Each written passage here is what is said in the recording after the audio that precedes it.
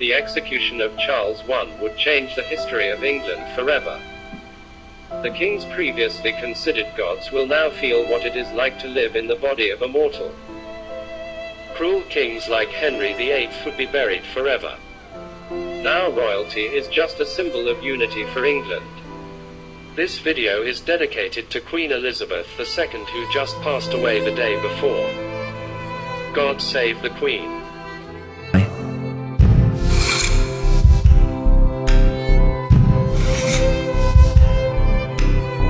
Charles is doing very well for the first 2 years, and the Royalists seem to take every single victory. However, that all changes in 1644. Oliver Cromwell makes his name, and at the Battle of Naseby, the king's forces are beaten. It goes from bad to worse, however, for our king, and eventually Parliament sign an agreement with the Scots, and they join the war on the parliamentarian side. Charles tries to negotiate with them as well, however, is taken prisoner.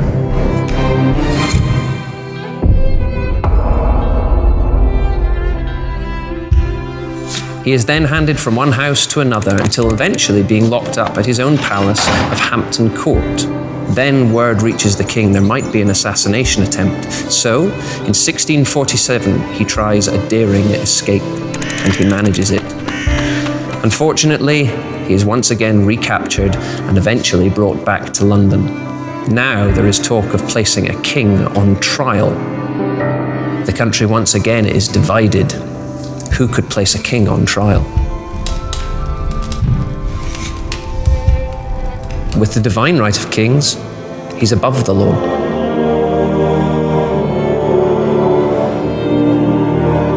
It's a hugely unpopular decision to place a king on trial.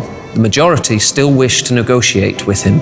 However, when they arrive to Parliament in December 1648, they find that there are soldiers on the door.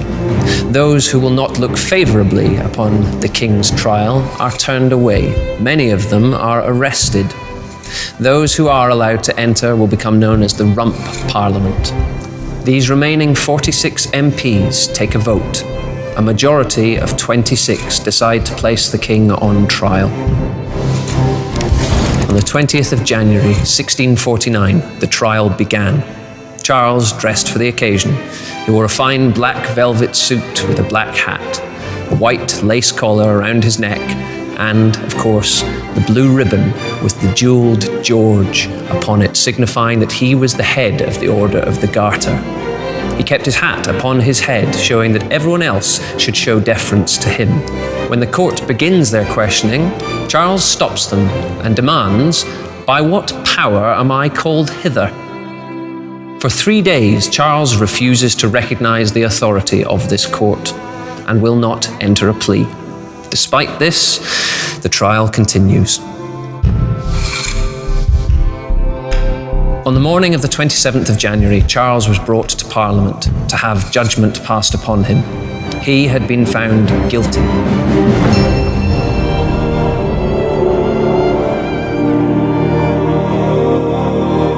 He tried to speak a word but was silenced by John Bradshaw, the head of the proceedings. He insisted, "Will you not hear a word, sir?" But he was denied. He was led from the courtroom. For Charles, it was all too late.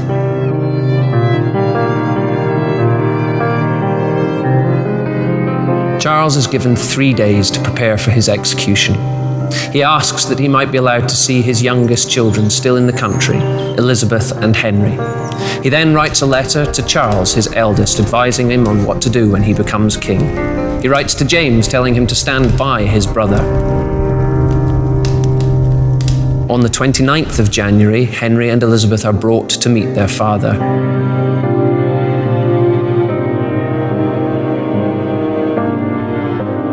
Elizabeth is hysterical with tears. Charles comforts them as best he can. He tells Elizabeth she will forget this. Henry is sat upon his father's lap, and Charles says to him, at no cost should he accept the crown. Parliament may try to give it to him. Henry insists he'll be torn apart before he accepts. When it is time for them to leave, Elizabeth is distraught. Her father rushes to the door and embraces them one last time. They are then ushered out the door.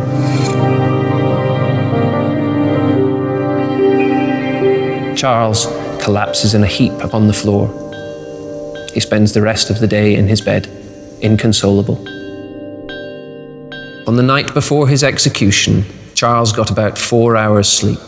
He arose 2 hours before dawn, but with the sunrise, he opened the curtains and said, "I have great work to do today." He called for his attendant to bring him an extra shirt, for it was a cold, icy day outside. He wouldn't want anyone in the crowd thinking he shivered out of fear. At 10 o'clock, there was a sharp knock upon the door. It was time. He would be escorted from St. James's Palace through the park under armed guard. At 2 p.m., Charles was led through this hall. The cruel irony being that he walked underneath the paintings he commissioned by Peter Paul Rubens, showing his father looking down from heaven, and the nature of the divine right of kings, a belief which had brought Charles to this very moment. He passed through the hall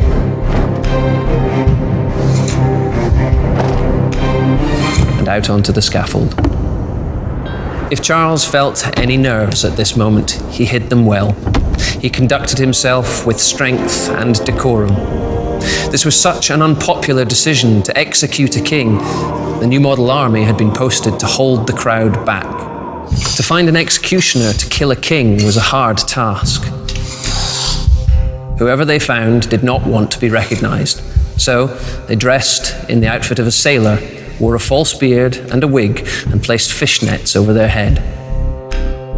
Charles noted that his last words would only fall upon the ears of his executioners and the soldiers around him. He said, "I go from a corruptible to an incorruptible crown, where no disturbance can be." He asked his executioner if his hair was troubling him. His executioner said yes, and so Charles placed a nightcap upon his head. His executioner helped to tuck the hair away. He told his executioner that he would say his last prayers, and when he stretched out his arms, he was ready to die. Charles lay himself down upon the floor.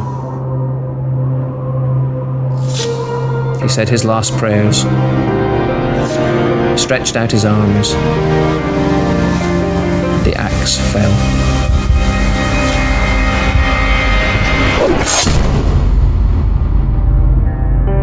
His unwavering commitment to the divine right blinded Charles to the need for compromise.